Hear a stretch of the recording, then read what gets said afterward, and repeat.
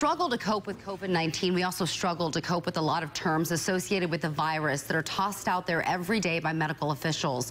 Tonight, CBS 17 consumer investigator Steve Sprasia tries to demystify some of the words we use to describe the pandemic. The coronavirus has introduced us to a lot of new words and terms. Some are self-explanatory, but others you might not be familiar with, so we're here to help. Are we close to achieving herd immunity across the United States, yes or no? No. What is herd immunity?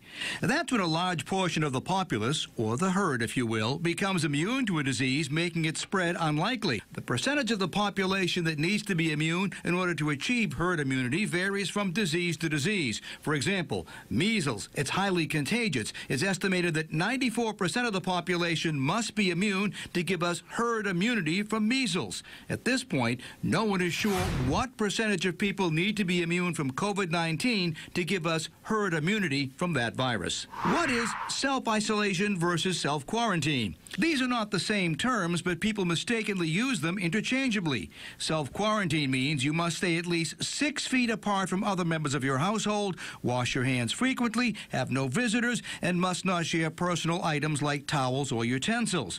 If COVID-19 is detected, self-isolation may become necessary. Isolation means keeping infected people away from those who are not infected.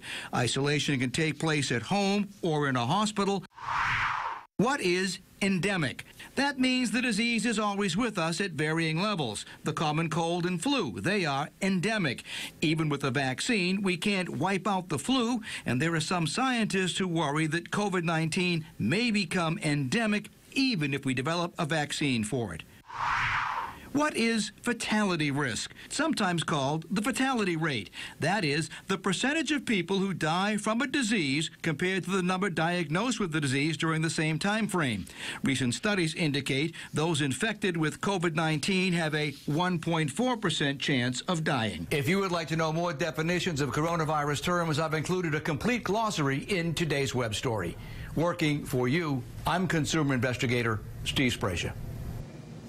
Great information there, Steve, as always. Well, here are 3 things you need to know. The number of COVID-19 patients being treated in North Carolina hospitals back up to a near record high.